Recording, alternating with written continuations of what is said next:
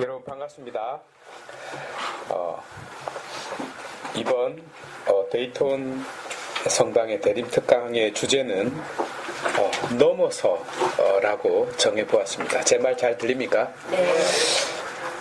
우리는 구유에서 탄생할 한 아기를 기다리고 있는 중입니다. 그리고 성탄 전야가 되면 신자분들께서는 구유 앞으로 나와서 경배를 드릴 것입니다. 왜 아기에게 경배를 드립니까? 어르신이 아니잖아요. 그렇다면 왕의 적통을 잇고 있는 자가 아니겠어요? 아니면 다른 이유가 없어요. 왕과 연관된 자입니다. 그런데 한번 보십시오. 그 아기가 왕이라는 표식이 있습니까? 저는 지금까지 구유를 보면서 왕의 모습을 본 기억은 없는 것 같아요. 그럼에도 불구하고 우리는 그 아기를 위대한 왕으로 알고 있습니다. 그리스도 왕 대축일을 마지막으로 대림절을 맞이했기 때문만은 아닙니다. 이미 그렇다는 사실을 잘 알고 있기 때문입니다.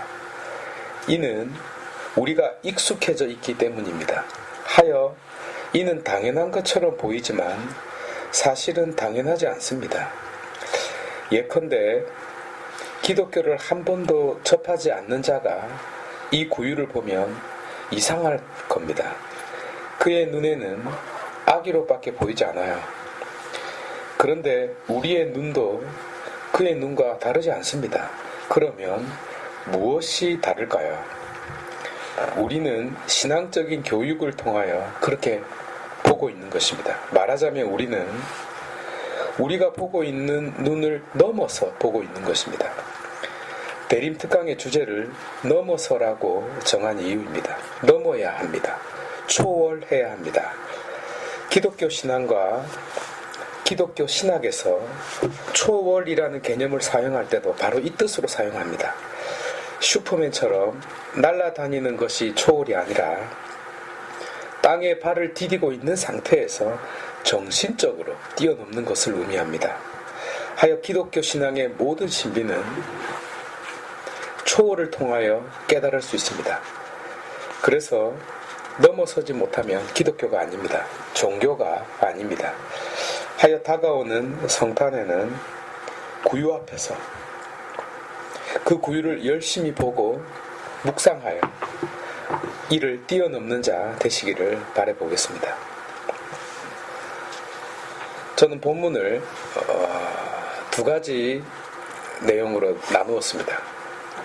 첫 번째는 보라, 두 번째는 정작 보아야 하는 것. 이 두 내용으로 나누어 보았습니다. 첫 번째, 보라.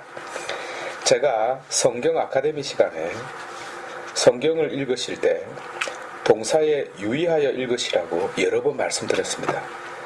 그 중에 가장 중요한 동사가 바로 보다라는 동사입니다. 메 비딧 데우스, 나를 보신다 하느님께서 라는 문구를 소개하고 싶네요. 하느님께서 보고 계신다라는 사실은 성경 전체를 꿰뚫고 있는 핵심 키입니다. 만약 하느님께서 보고 있지 않다면, 동시에 이 사실을 의식하지 못한다면 우리는 우리 앞에서 일어나는 악을 아마 견디지 못할 것입니다. 믿음도 간직할 수 없게 되고 말 것입니다. 그분이 이 모든 것을 보고 있다는 점을 확신하기 때문에 믿음도 확신하기 때문에 견뎌내고 기다릴 수 있는 것입니다. 공동 번역 시편 121편이 이렇게 노래하고 있습니다. 산들을 우러러 눈을 드노라. 어디서 구원이 내게 올런고. 구원은 오리라 주님한테서, 하늘 땅 만드신 그 님한테서. 너의 발이 휘둘림을 아니 버려 두시리라. 너를 지켜주시는 님 졸지 않으시리라. 이스라엘을 지키시는 그분은 졸지도 잠들지도 않으시리라. 하느님은 너를 지키시는 분, 내 오른쪽에 그늘이시어라. 낮이면 해도 너를 해치지 못하고 밤이면 달도 너를 해치지 못하리라. 주께서 너를 지켜 모든 액을 막으시고 당신이 내 영혼을 지켜주시리라. 나거나 들거나 너를 지켜주시고 이제부터 영원까지 그러하시리라. 이 시편은 엄마가 갓 태어난 자기 아기를 24시간 돌보는 것처럼 하느님께서 나를 보고 있음을 노래하고 있습니다. 이처럼 본다는 것은 지키기 위함이라는 목적도 가지고 있습니다.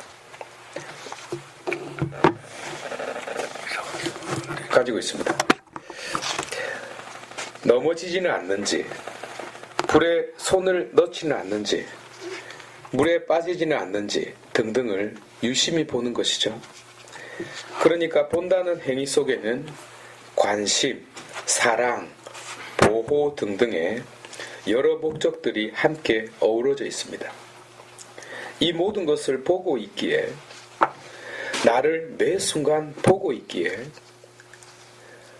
보고 있는 그분은 그만큼 힘이 들 수밖에 없습니다. 흔히 우리는 이를 간과합니다. 자식이 부모의 고충을 잘 모르는 것과 같습니다. 그래서 비록 우리 눈에 보이지 않더라도 이를 바라보는 것은 매우 중요한 고찰이라 여겨집니다. 이렇게 감추어져 있는 실제를 보는 것, 아니 보게 해드리는 것이 이 강의의 의도가 되겠습니다. 왜냐하면 구유 앞에 서게 될 우리가 보아야 하는 것도 이와 마찬가지이기 때문입니다. 이를 염두에 두고 창세기 22장에 이삭을 제물로 바치는 아브라함에 대한 텍스트를 소개해 보겠습니다. 이른 아침 아버지 아브라함은 번제물을 살 장작을 팬 뒤에 아들과 두 하인을 데리고 모리아 산을 향해 떠납니다. 사흘째 되는 날에 하인들을 그대로 두고 아버지는 아들 이삭만 데리고 산을 오르죠. 장작은 아버지가 지지 않고 아들 이삭이 짊어집니다. 대신 아버지는 손에 불과 칼을 듭니다. 한참을 가다 보니 뭔가 이상하잖아요. 그래서 창세기 22장 7절에서 이삭이 아버지 하고 부릅니다. 그러자 아버지가 왜 그러느냐고 능청을 떱니다. 이삭이 불과 장작은 여기 있는데 번제물로 바칠 양은 어디 있습니까? 라고 묻습니다. 그러자 아버지 아브라함은 하느님이 손수 마련하실 것이다 라고 대답합니다. 그리고 다시 걸어갑니다. 그러나 결국 목적지에 다다랐을 때 이삭은 그 제물이 바로 자기 자신임을 깨닫게 됩니다.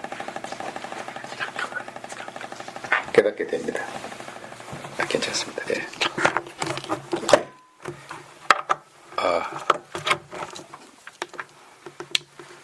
이걸로 할까요? 오케이.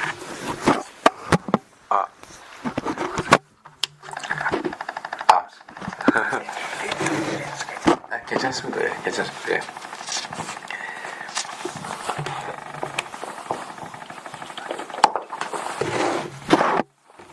소리 나도 괜찮습니다. 괜찮죠? 네. 예, 너무 신경 쓰지 말고, 예. 됐습니다, 예.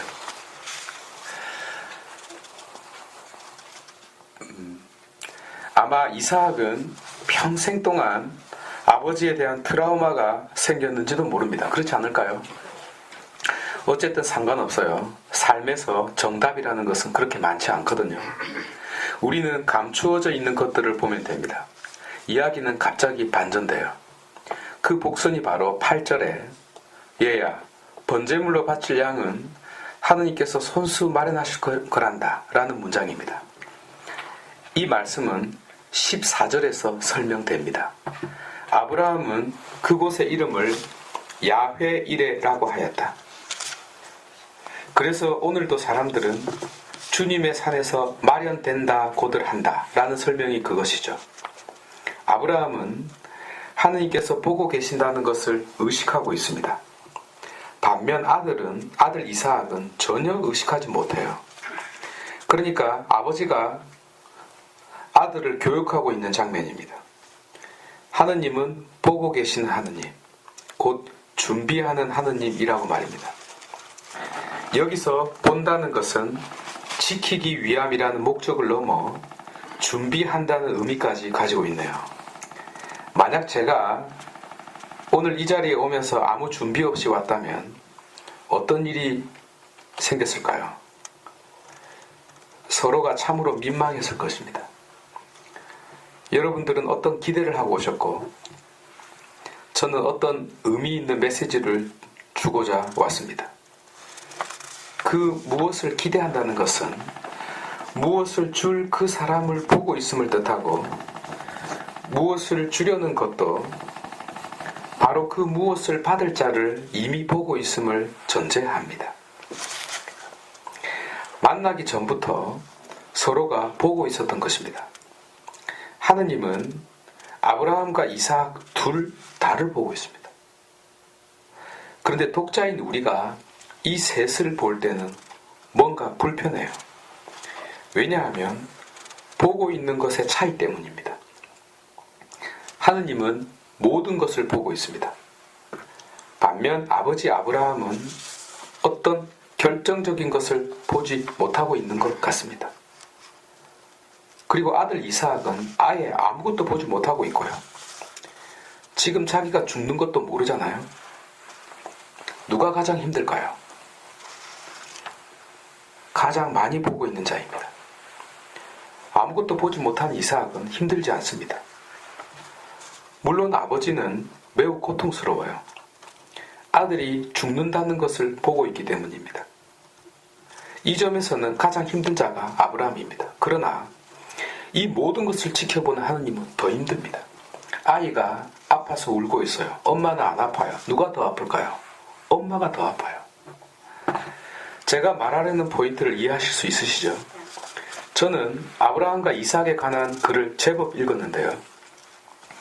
대부분이 아브라함의 시험과 내적인 고통에 관한 글이었지 하느님의 아픔에 대해서 초점을 맞추는 글은 별로 본 적이 없어요. 유르겐 몰트만이 십자가의 신학에서 유비적으로 이 부분을 다룹니다. 우리는 많이 보고 계신 하느님이 얼마나 힘드신지를 알아야 합니다. 여기에 더하여 이를 보고 있는 우리 자신의 힘듦을 생각해야 합니다. 그렇지 않으면 자기 자신의 고통에 함몰되어서 오히려 자기 자신의 고통을 제대로 바라볼 수 없게 됩니다. 아브라함을 바라보고 있는 우리는 우리 자신의 믿음과 겹치기 때문에 힘들 수밖에 없습니다. 하지만 나보다 더 힘든 하느님의 입장을 생각해 보면 좋겠네요. 본다는 것의 차이를 말씀드리는 이유는 이 차이만큼 문제를 해결하지 못하기 때문입니다. 지금 아버지와 아들이 모리아 산으로 오르고 있어요. 아버지의 손에는 불과 칼이 쥐어져 있네요. 아들을 죽이려고요. 만약에 이삭이 아버지가 자기를 죽이려는 것을 알고 있었다면 따라 나섰겠어요? 그렇게 보는 사람도 많습니다. 왜냐하면 이삭이 그리스도의 예형이 되어야 했기 때문에요. 천만의 말씀이요. 분도소책 시리즈 중에 개신교 성경학자인 게르하르트 폰 라시 쓴 아브라함의 제사라는 책이 있어요. 간단한 책인데요. 매우 흥미롭습니다. 한 사건을 여러 사람이 바라보는 관점으로 소개했기 때문입니다. 그런데 이것도 부족해요. 얼마나 많은 사람들이 이 사건을 다루었는데요. 어쨌든 이 관점의 차이를 계속 부각시켜 볼게요. 아브라함을 보십시오. 그가 하느님의 약속을 굳건히 믿었나요?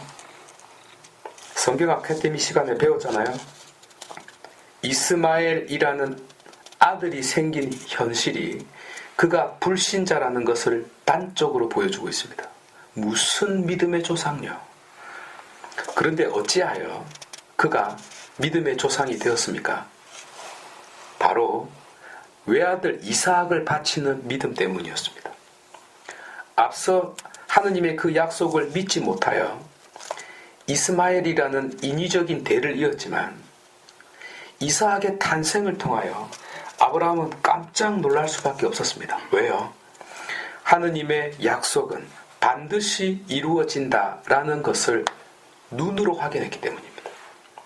아브라함은 지금 이 순간 자기 눈으로 보고 있던 것들을 넘어서 보게 되었습니다.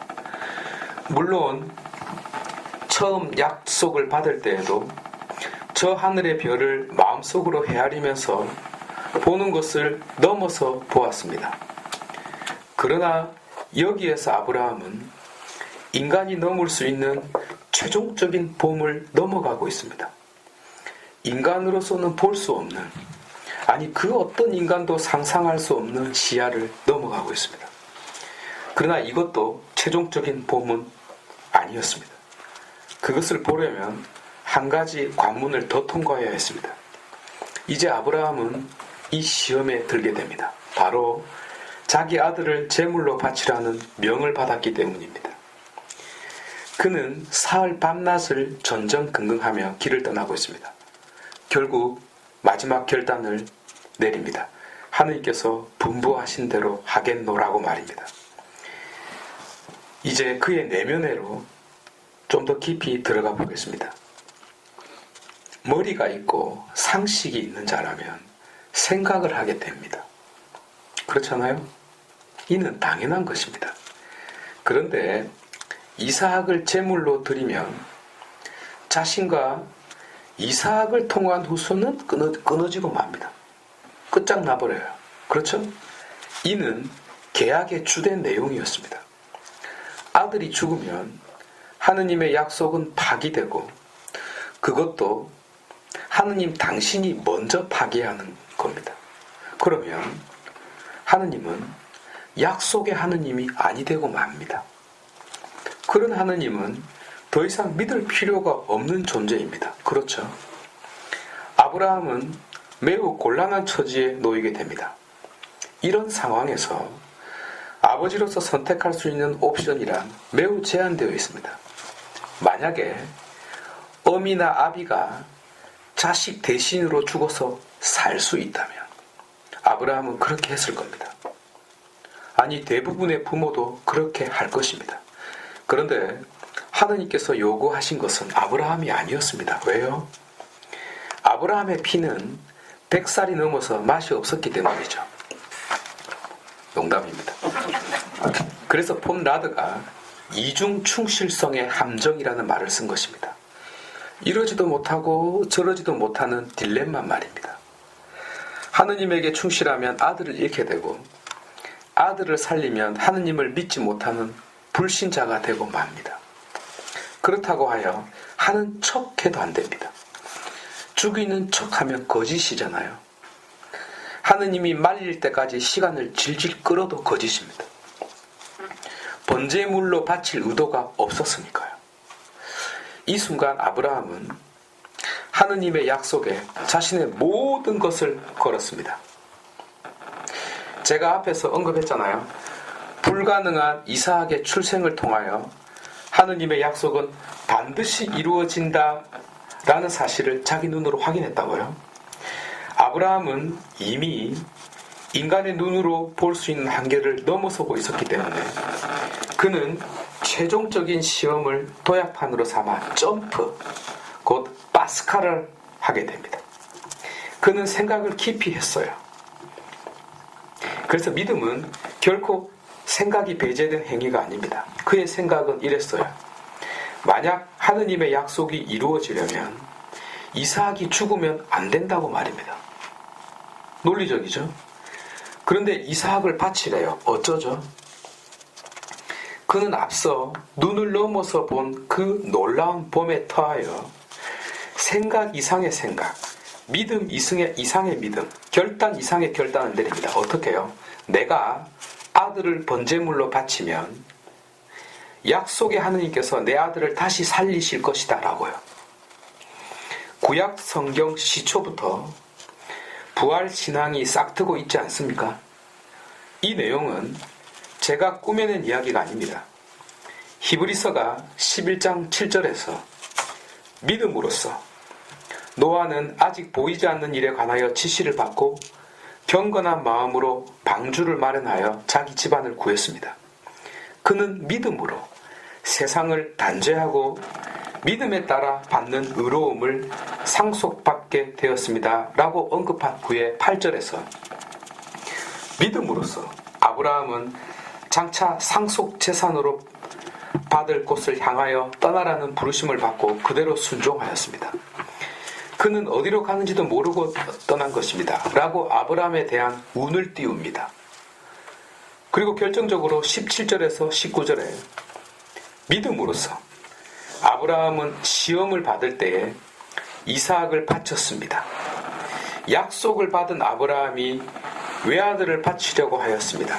그 외아들을 두고 하느님께서는 일찍이 이삭을 통하여 후손들이 너의 이름을 물려받을 것이다 라고 말씀하셨습니다. 아브라함은 하느님께서 죽은 사람까지 일으키실 수 있다고 생각하였습니다. 그리하여 이삭을 하나의 상징으로 돌려받은 것입니다 라고 전하고 있습니다.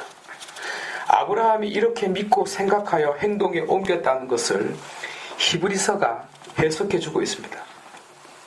자, 그러면 다른 사람은 어떻게 보고 있는지 살펴보도록 할게요. 제가 하나의 사건을 여러 장면으로 소개하는 이유는 우리가 눈으로 보고 있는 것을 계속 넘어서 보아야 하기 때문입니다. 철학자, 신학자들이 누구입니까? 문학, 예술, 시인들이 누구입니까? 우리가 보지 못하는 것을 넘어서 보는 자들입니다. 그래서 그들의 안경을 통해서 우리는 우리가 보지 못하는 것을 보게 되는 것입니다. 이것이 바로 배움입니다. 우리는 배워야 합니다. 넘어야 하기 때문이죠. 넘지 못하면 그 울타리 앞에서 살아야 하니까요. 이유를 충분히 설명했습니다. 자, 다른 사람은 어떻게 볼까요? 이 아케다는 히브리어로 묶었다라는 뜻입니다. 묶는다는 뜻이에요. 그래서 묶여있는 이삭을 가리킵니다. 이 아케다의 이야기는 이 사건을 보는 이들로 하여금 보는 방법을 다양하게 가르쳐줍니다. 마르틴 루터는 믿음의 입장에서 동시에 참으로 인간적인 입장에서 바라봅니다. 그리고 성경에서 다루고 있지 않는 아내 사라와 아들 이삭, 그리고 하인들의 마음까지 세세히 다루고 있습니다. 예컨대 아브라함이 자기 결심을 아내 사라에게 말했을까요? 안 했습니다. 말했다면 출발하기도 전에 아브라함은 아내한테 맞아 뒤졌어요. 세상에 어떤 어미가 자기 새끼 죽는 것을 눈뜨고 봐요. 일찍이 사라는 하느님의 약속을 엿듣게 되었을 때 웃었죠. 그녀는 결국 자신을 통한 씨는 불가능함을 알았기 때문에 하녀를 통하여 대신 대를 잇게 합니다. 이때 사라는 사실상 자기 스스로를 죽였다고 루터는 해석합니다. 얼마나 섬세합니까? 또 아브라함은 산에 올라갔을 때 모순들을 두고 올라갑니다. 왜요? 같이 갔다면 주인님 왜 이러셔요? 여기서 이러시면 안 됩니다 라고 말릴 것이 틀림없었으니까요. 아들의 심정에 관하여 성경은 아무 이야기를 하지 않습니다. 그렇지만 아버지 라고 부르는 그 외침 속에서 아비의 마음을 붙들었다고 해요. 당신은 내 아버지가 아니냐고요. 그리고 아버지도 너는 내 아들임을 다시 확인했다는 겁니다. 그래서 아버지라는 그 외침이 더더욱 아브라함의 가슴을 찔렀을 것이라고 그는 말하고 있습니다. 그리고 마지막 장면인데요. 이제 아들 이삭이 전모를 다 알게 되었습니다. 근데 마르틴 루터는 아무 대화도 없는, 아무 묘사도 없는 그 공간을 이렇게 설명합니다. 서로가 깊은 대화를 나누었다고 말입니다. 하느님이 주신 내 아들 이삭아, 너는 번제물이 될 수밖에 없단다. 아들이 놀라서 반문을 했겠죠. 그 반문은 제가 제기했던 내용들일 겁니다. 아버지, 내가 죽는다면 하느님의 약속이 어떻게 이루어질 수 있어요? 아버지, 한 번만 더 생각해 보세요. 그때 아버지는 상상할 수 없는 이야기, 곧 부활을 이야기했을 거라는 겁니다. 키에르케고르는 공포와 전율이라는 책에서 이를 다루는데 첫 번째 조율편에서 아브라함을 이야기하는 화자를 등장시켜서 4번의 상상을 합니다. 그러니까 이 이야기 자체가 소위 도덕이 정지된 상태에서 전개되고 있습니다. 아니, 도덕을 강력히 요청하고 있는지도 모르겠네요. 멀쩡한 정신으로 다가간다는 것 자체가 이상하니까요. 친부에 의한 살인사건이잖아요. 처음은 마치 어미가 젖을 때리는 것처럼 이 아들을 대하는 겁니다. 처음에는 아들을 축복했다가 목적지에 와서는 갑자기 변합니다. 이삭이 겁에 질려 외칩니다.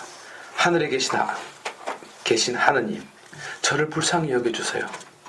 이 땅 위에 아버지가 없다면 당신이 내 아버지가 되어주세요 라고 기도합니다. 그때 아브라함이 이렇게 말해요. 주님, 감사합니다. 저놈이 나를 사람으로 생각하지 않는 것이 당신께 대한 믿음을 잃는 것보다 낫습니다 라고요. 둘째는 이삭을 죽이려고 칼을 든 순간에 순양을 보았다는 것입니다.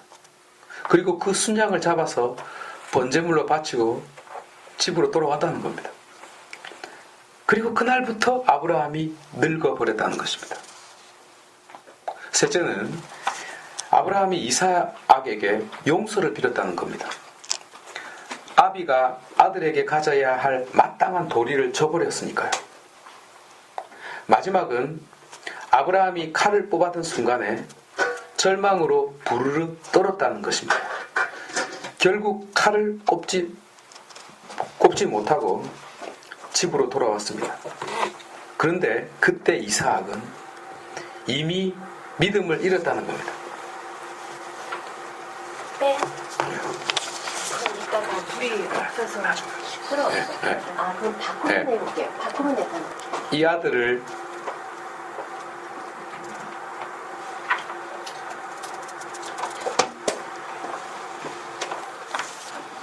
한숨 쉬고 하실게요. 예. 그죠, 예. 그때 이삭이 아버지를 보고 자신의 믿음을 잃어버렸다는 것입니다. 그리고 다시는 이 사건에 대하여 이삭은 자기가 본 것을 말하지 않았고 아브라함은 누가 보았으리라고 생각하지 않았다는 겁니다. 그리고 이렇게 마무리를 합니다. 아브라함보다 위대한 자는 없었다. 누구 있어 그를 알아들으랴. 또 키에르케고르는 아브라함의 송사편에서 믿음 때문에 이방인이 되고 말았음을 유심히 관찰했습니다. 믿음 때문에 모든 슬픔을 다 견뎌내요. 그래서 아브라함은 애가를 남기지 않았다는 겁니다. 이 장면에서도 마찬가지인데요. 아브라함은 굳건한 믿음으로 행했다는 것입니다. 만약 그가 모리아 산에서 의심했거나 칼을 들기 전에 순양을 먼저 발견했다면, 그리고 아들 대신 순양을 제물로 바쳐도 되는지 딜을 하여 하느님께서 허락하셨다면 그의 귀가는 도망이고 그의 행운은 우연이고 그의 보상은 수치이며 그의 미래는 낭패였을 것이라고 말합니다. 그러면 이 똑같은 장면을 예술가들은 어떻게 보았을까요? 렘브란트는 1645년 동판하에 아브라함과 이삭의 대화라는 작품을 남깁니다.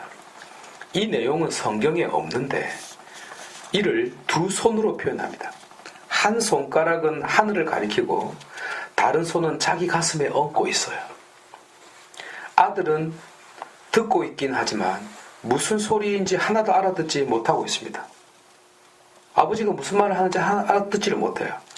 그래서 렘브란트는 이삭의 얼굴을 까맣게 표현했어요. 곧 죽을 운명이니까요.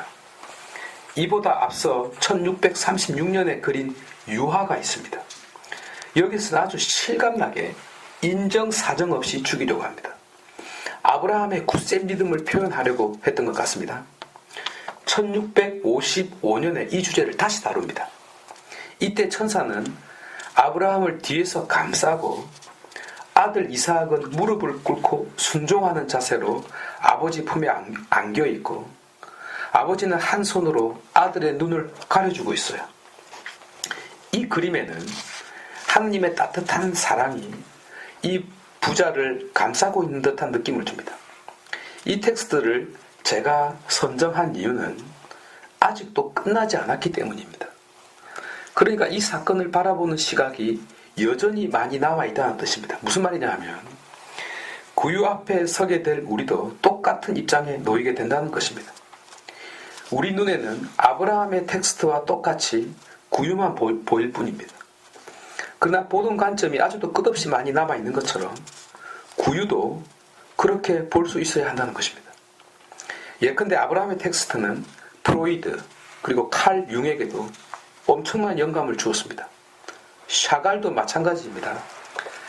샤갈은 아버지의 기도, 곧 토라 읽는 소리에 아침을 시작할 만큼 유대인이었지만 유대교의 몸을 담지를 않았습니다.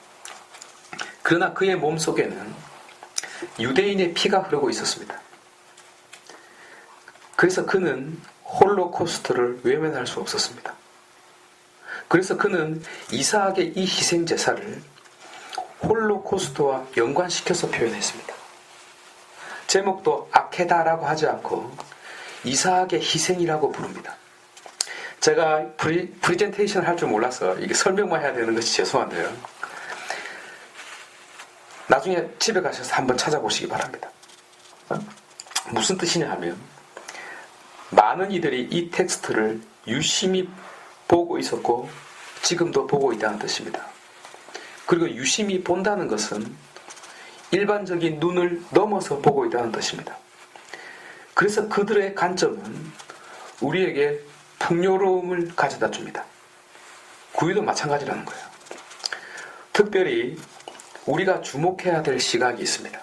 바로 성 아우스틴께서 바라본 관점입니다. 성 아우스틴은 신국론 16장에서 이삭이 자기 번제에 사용될 나무를 지고 걸어갔던 모습을 예수님께서 십자가를 지고 골고타 언덕으로 올라간 사건과 연결시킵니다.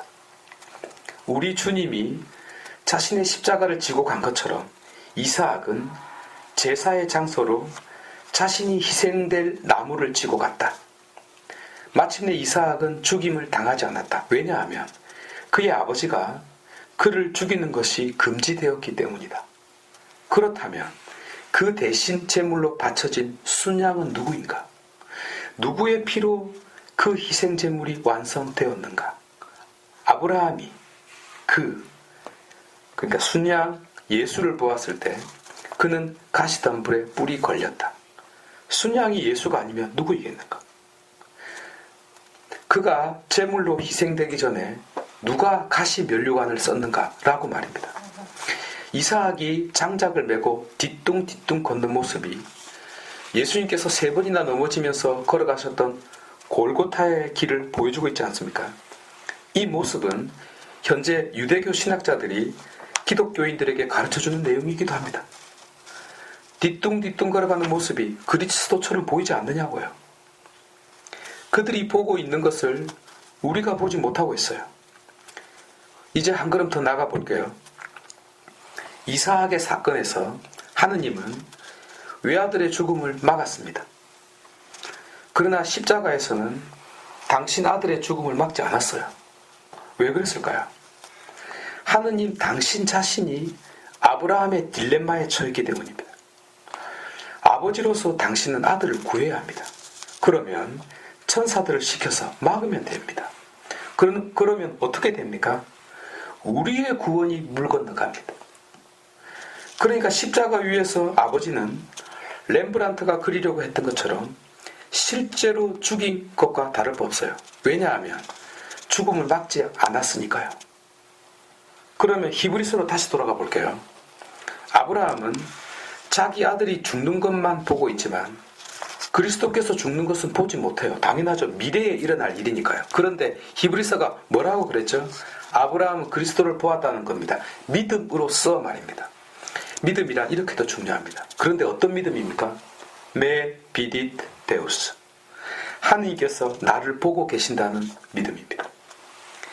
아프고 고통받고 괴롭고 힘들 때, 지쳐서 넘어질 때, 한 걸음도 내디딜 수가 없을 때, 아니 죽음의 순간에라도 그분은 나를 지켜보고 계십니다. 이것이 바로 야훼 이레, 곧 하느님이 보고 계시기 때문에 준비하신다는 뜻입니다. 유태인들이 가스실에서 죽기 전에 벽에 쓴 마지막 글이 무엇인지 아십니까? 쉐마 이스라엘, 들으라 이스라엘이었습니다. 하느님께서 자신들을 보고 계신다는 바로 그 사실에 자신들의 생명과 마지막을 맡기고 그 어둠 속으로 들어갔습니다. 마찬가지로 절체절명의 순간에 머리카락 하나도 손대지 말라는 음성이 들려옵니다. 누가 들었습니까? 아브라함이 들었어요. 그러나 이삭도 같이 들었습니다. 키에르케고르가 전했던 이야기 중에 이삭이 아버지의 본 모습을 보고 믿음을 잃어버렸다는 내용이 있었죠? 아닙니다. 이삭도 그 말을 들었어요. 그 말을 듣고 곰곰이 생각했을 것입니다. 하느님께서 나를 보고 계신다는 사실을 말입니다. 그리고 이 사건은 키에르케고르가 지적한 대로 아브라함을 시험하신 장면입니다. 마치 욥기처럼 말입니다. 이 모든 것을 보고 있어요. 자, 이제 이 텍스트를 마무리하고 구유로 넘어가도록 합시다. 두 번째, 정작 보아야 하는 것. 제가 아브라함의 제사라는 텍스트를 선정한 이유는 앞에서도 설명드렸지만 이 텍스트가 아직도 끝나지 않는 텍스트라는 점을 말하고 싶었기 때문입니다. 아직도 보아야 할 것이 있는 현재 진행형의 텍스트라는 점입니다. 그리고 이는 우리 각자의 과제입니다. 저도 이삭의 입장에서 글을 쓴 적이 있습니다. 마찬가지로 여러분들께서도 보시면 됩니다. 그리고 그 시각은 아마 신앙의 열매가 될 것입니다. 이제 정작 보아야 하는 것에 대한 말씀을 드리고 싶습니다. 왜냐하면 그저 아무 생각 없이 보는 것은 도움이 되지 않기 때문입니다. 앞서 제가 소개했던 그 사람들은 일부분에 불과합니다.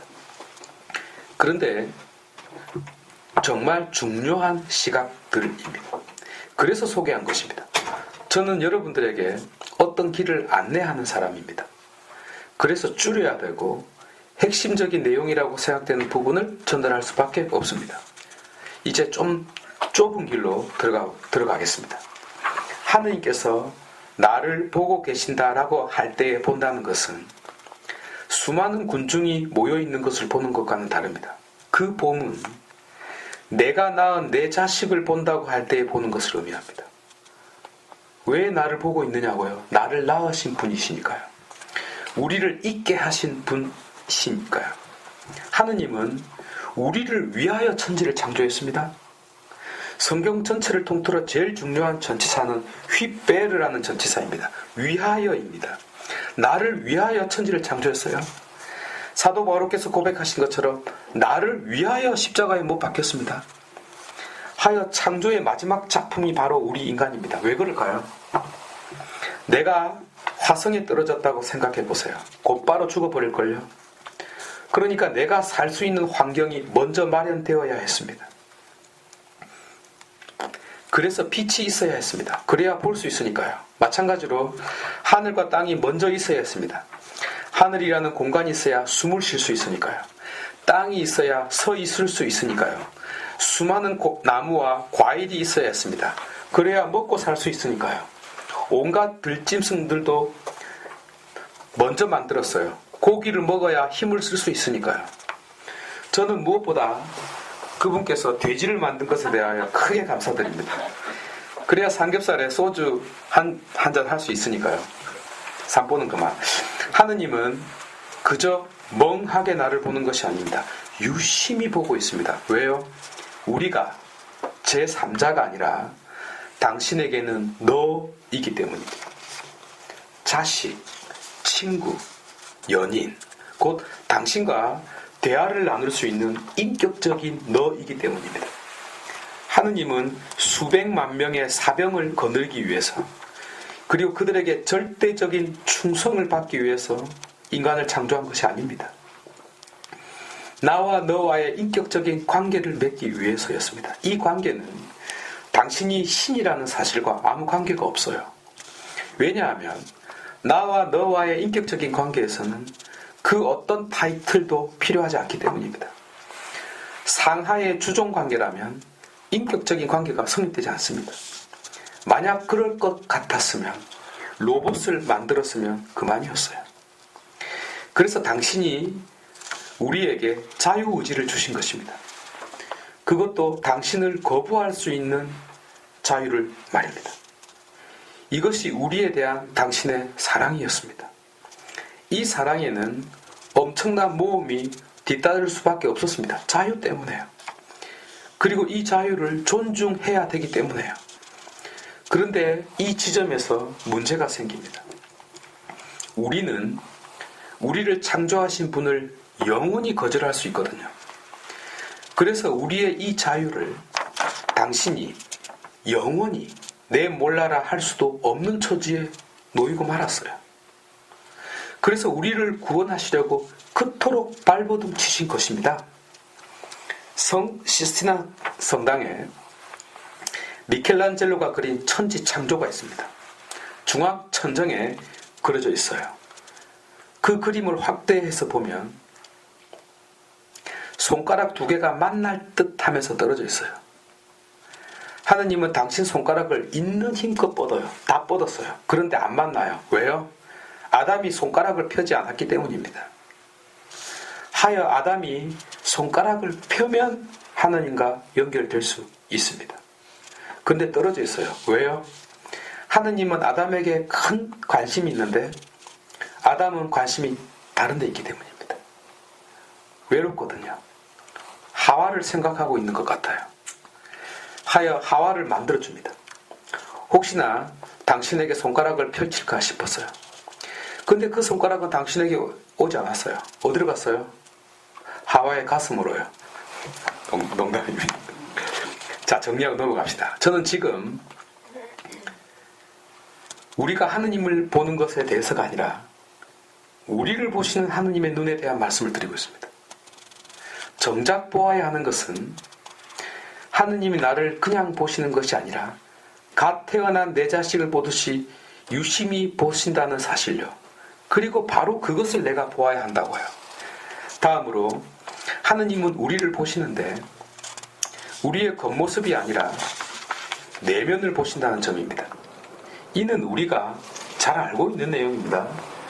사무엘 3권 16장을 보면 사무엘이 다윗을 뽑을 때 겉모습을 보지 않았습니다. 그 내면을 보았습니다. 창세기 7장이네요. 당신은 노아의 의로움을 봅니다. 아니, 우리가 앞서 살펴보았던 아브라함의 이야기에서 당신은 그의 믿음을 보시고 복을 내려주셨습니다. 우리 인간의 아름다움은 당신과 똑같이 감추어져 있기 때문입니다. 제가 계속 넘어서 보아야 한다는 말씀을 드리는 이유이기도 합니다. 감추어져 있기 때문입니다. 하지만 당신은 우리의 내면을 완벽하게 보십니다. 왜냐하면 귀를 만드신 분이 들을 수 있듯이 눈을 만드신 분이 볼 수 있기 때문입니다. 겉을 만드신 분이 내면도 만들었기 때문입니다. 예수님의 말씀입니다. 당신은 내면을 볼 수 있기에, 곧 마음을 볼 수 있기에 마음속에서 생겨나는 믿음도 볼 수 있는 것입니다. 수많은 병자들을 고쳐주셨을 때, 혹은 지붕을 뚫고 내려보낸 중풍 병자를 보셨을 때 예수님은 그들의 믿음을 보시고 고쳐주셨습니다. 렙톤 둔입을 보시고 그 여인의 마음속에 있는 믿음을 칭찬했습니다. 그리고 그것이 그 여인을 우뚝 서게 만든 최고의 선물이었습니다. 언제나 고개 숙이고 살아야 하는 처지, 내세울 것 없는 가련한 신세, 자신을 가려야만 하는 가난, 그러나 결코 가릴 수 없는 그 가난 속에서 허우적거리던 그 여인을 당신은 최고의 부자로 드높였습니다. 이것이 바로 당신의 선언입니다. 의화 선언과 다르지 않습니다. 제가 계속 하느님께서 나를 지켜보신다라는 점을 강조하는 것은 미켈란젤로가 그린 천지창조의 아담의 창조에서 하느님의 손가락과 아담의 손가락을 연결시키기 위해서입니다. 대림은 연결이기 때문입니다. 영이 육과 연결된 사건이기 때문입니다. 신이 인간과 연결된 사건이기 때문입니다. 영혼이 순간과 연결된 사건이기 때문입니다. 그래서 먼저 하느님의 이 시선을 의식하자는 것입니다. 여러분, 미사 중에 내가 성가를 부르고 있는데 성가를 부르고 있는 나를 보시는 분을 의식한 적이 있습니까? 유치원 다니는 아이들이 왜 노래와 율동을 열심히 합니까? 엄마 아빠가 볼 것이기 때문입니다. 만약 부모님이 보지 않는다면 연습하지 않을 겁니다. 엄마 아빠의 눈과 마주칠 것이기 때문에 동기가 생기는 것입니다.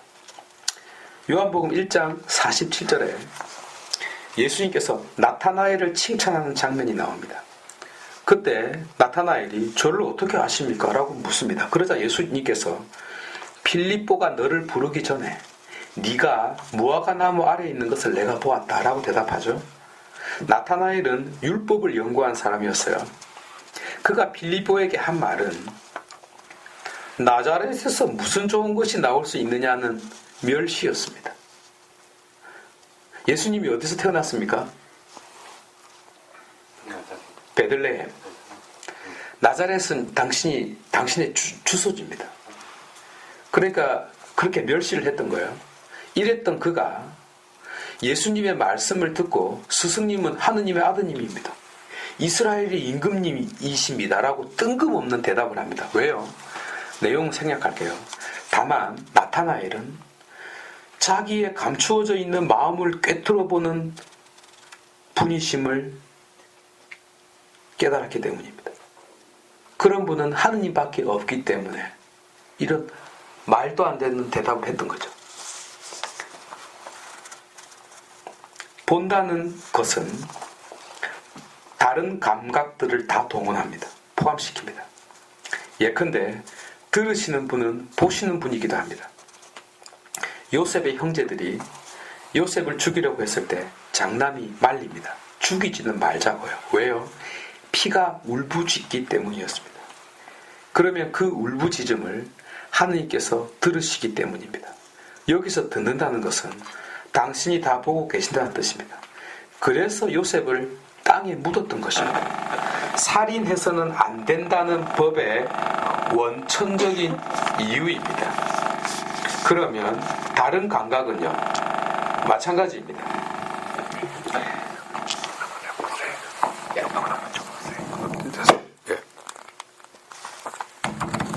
오케이. 이게 더 잘 들리네. 처음부터 할 거. 데레사 자매님이 감기 몸살로 아파합니다. 우리가 그 아픔을 어떻게 압니까? 내 육신이 아니잖아요. 그런데 알아요. 어떻게 해요? 내 육신으로 그 아픔을 보는 것입니다. 하느님께서 우리의 고통을 어떻게 아시죠? 육신으로 아시는 것입니다. 육을 취하셨잖아요. 이 육을 취하 사건이 구유에서 발생합니다. 우리의 병고를 어떻게 알아요? 이사야서가 예언하듯이 우리가 맞을 매를 대신 맞음으로써 알아요. 십자가에서 고통과 죽음을 통해서 곧 당신의 육신의 고통으로 우리 모두의 고통을 보고 계시는 것입니다. 그래서 당신의 손가락과 우리의 손가락이 곧 당신의 눈과 우리의 눈이 서로 마주치는 것입니다. 정확하게는 당신이 취한 육신으로 우리 모두를 만나고 있습니다. 그래서 이 본다는 행위는 일방 통행이 아니라 양방향 통행입니다. 그래서 만나는 것입니다. 흔히 우리는 하느님이 나를 보고 계신다는 것을 보지 않습니다. 그리고 하느님을 저 멀리 있는 제3자로 봅니다. 하느님은 나에게 2인칭, 너가 아니라 3인칭 그입니다. 아닌가요? 그분이 3인칭으로 존재하기 때문에 우리들 인생에 그다지 중요한 자가 아닌 것입니다. 옵션입니다. 미켈란젤로가 정말 기가 막히게 표현했어요. 하느님에게 아담은 너인데 아담에게 하느님은 그에 불과했습니다. 그래서 손가락을 펼치지 않고 구부려서 떨어져 있는 것입니다. 이 손가락 이야기를 하니까 빠질 수 없는 사람이 생각나네요. 바로 세례자 요한입니다. 그는 제자들에게 말했습니다. 하느님의 어린 양이 저기 가신다 라고 말합니다. 물론 저기 가신다라고 말했을 때 손가락을 가리켰는지는 잘 모릅니다. 그러나 그 말이 손가락으로 가리킨 것과 똑같습니다. 이 손가락은 나중에 토마스도 사용합니다. 옆구리와 손구멍에 넣어보아야 믿겠다고 했으니까요. 그래서 체험 만찬 때 손가락을 들고 있는 자가 토마스입니다. 어쨌든 이 손가락은 우리의 시선을 유도합니다. 달을 가리킬 때 달을 보아야 하는 것과 같습니다. 보아야 하는 목적지와 보는 방법까지 아울러 가르쳐주고 있습니다. 그래서 요한이 보라 라고 말한 것입니다. 주의를 환기시키고 있습니다. 이번에 미사 경본에 추가된 단어입니다. 성체를 영하기 전에 이 보라라는 말이 강조되고 있습니다. 여러분들 지금 어디에 계세요? 라고 주의를 환기시킵니다. 보아야 할 곳을 보라고요. 이제 우리가 마지막으로 보아야 할 곳을 보도록 하겠습니다. 바로 구유입니다.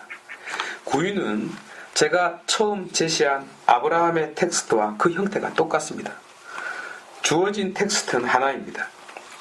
그런데 이를 바라보는 이들이 각자 다른 위치에서 보게 됩니다.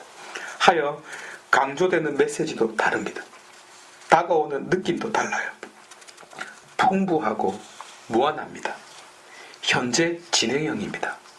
나에게 말을 걸어오고 있습니다. 마찬가지로 구유 앞에 선 우리 각자도 여러 가지 각도에서 바라봐야 합니다. 왜냐하면 보물찾기처럼 숨겨진 그림이 너무나 많기 때문입니다.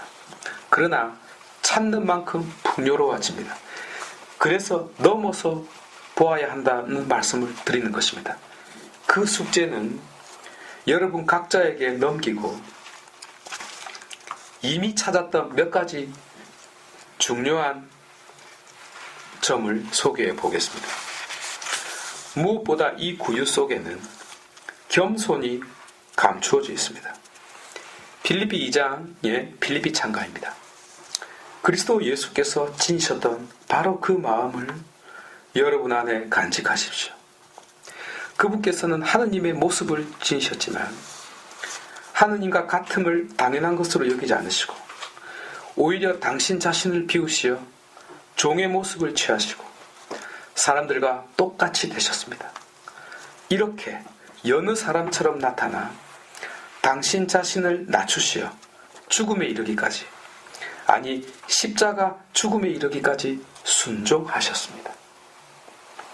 케노시스, 곧 하느님이시기를 포기한 자기 비움이 구유 속에서 이루어지셨습니다. 그리고 이 구유 속에서 당신은 우리와 눈높이를 같이 하셨습니다. 왜요? 우리를 드높이시기 위해서요. 우리의 연약함을 취하셨습니다. 왜요? 우리를 강하게 하시려고요. 육신의 죽음을 선택하셨습니다. 왜요?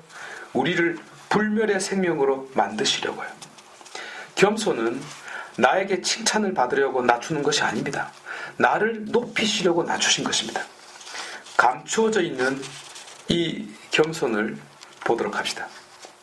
또 구유는 흔히 가난의 상징으로 알고 있지만 가난이 아니라 보호입니다. 아기가 포대기에 쌓여 있잖아요. 하느님의 보호하심을 뜻합니다. 혹자는 빈곤을 가난으로 알고 있어요. 아닙니다. 가난은 언제나 영적인 개념입니다.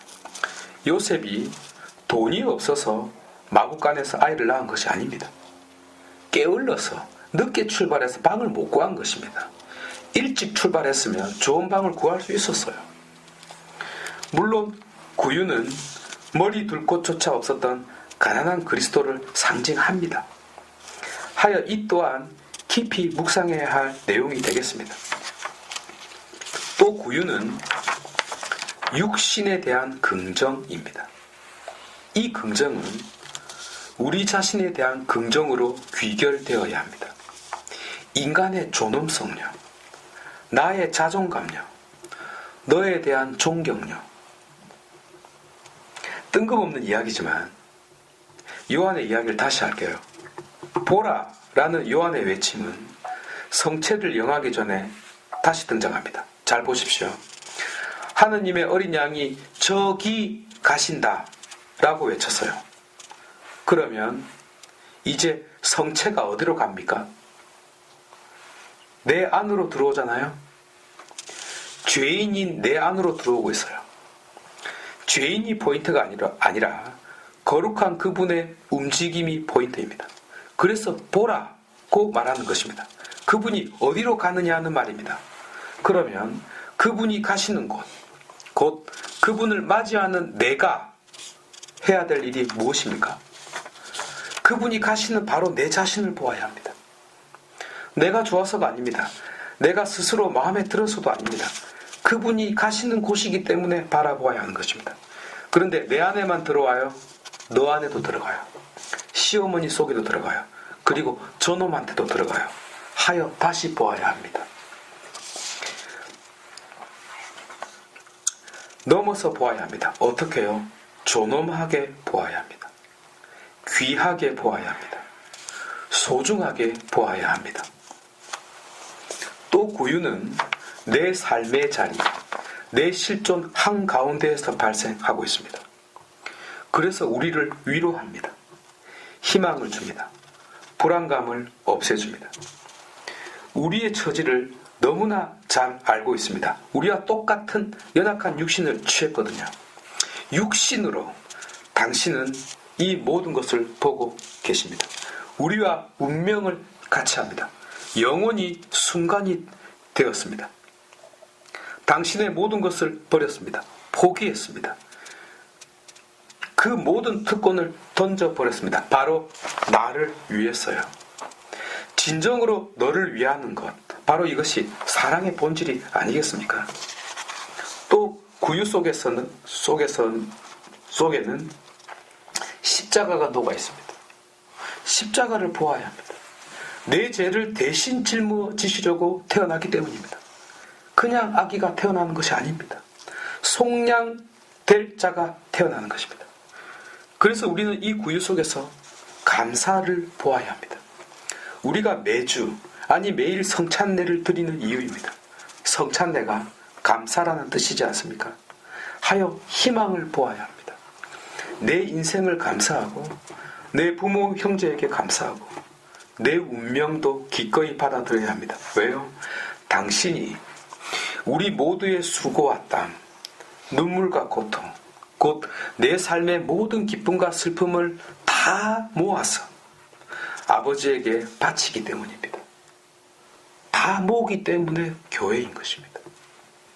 또 구유 속에는 십자가만 있는 것이 아니라 구원이 감추어져 있습니다.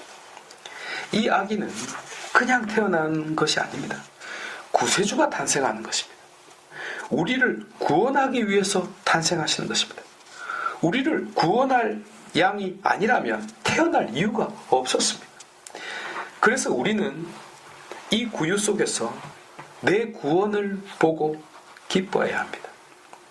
우리의 기쁨을 찾아야 합니다. 본 고향을 찾아야 합니다. 인간성의 위대함을 찾아야 합니다. 하느님이 당신의 목숨과 바꿀 만큼 소중한 바로 내 자신을 찾아야 합니다. 그래서 우리는 부정이 아니라 긍정을 찾아야 합니다. 나오면서 제가 구유 속에 감추어진 보물들을 찾으려고 한다면 아마 오늘 안에 마칠 수 없을지도 모릅니다. 그렇게 되기를 바라는 분이 아무도 없겠죠. 나머지는 숙제로 드리고 싶습니다. 그러나 이 숙제는 정말 대림을 준비하는 우리들의 진정한 마음이 될 수 있습니다. 마치 아브라함의 텍스트를 각자 나름 해석하듯이 말입니다. 왜냐하면 저 하늘의 별들이 전부 한자리에 떨어진 것이 바로 구유이기 때문입니다. 그러니 이 빛나는 보석들을 찾아보시기 바랍니다. 무엇보다 메 비디트 데우스, 하느님께서 나를 보고 계신다라는 점을 찾으시기 바랍니다. 나를 보고 계시는 그분의 눈동자를 보시고 나를 어여삐 보고 계시는 그분의 마음을 보십시오. 나에게 손가락을 있는 대로 펼쳐서 내 손가락과 만나고자 하는 그분의 애쓰심을 보십시오. 나를 위하여 당신의 모든 것을 내어주시려는 그분의 십자가와 우리 구원을 위하여 몸부림치는 그분의 사랑을 보십시오. 그리하여 그분이 그가 아니라 바로 너임을 발견할 수 있기를 바랍니다.